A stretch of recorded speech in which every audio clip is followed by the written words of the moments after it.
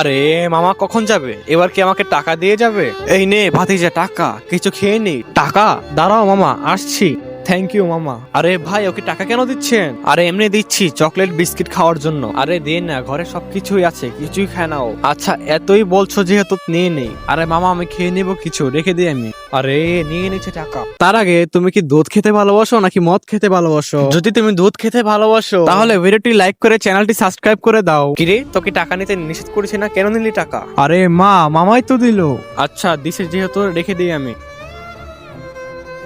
রেখে দিল। আরে মা টাকাগুলো রেখে দিল, চকলেট খাওয়ার ইচ্ছা করতেছিল।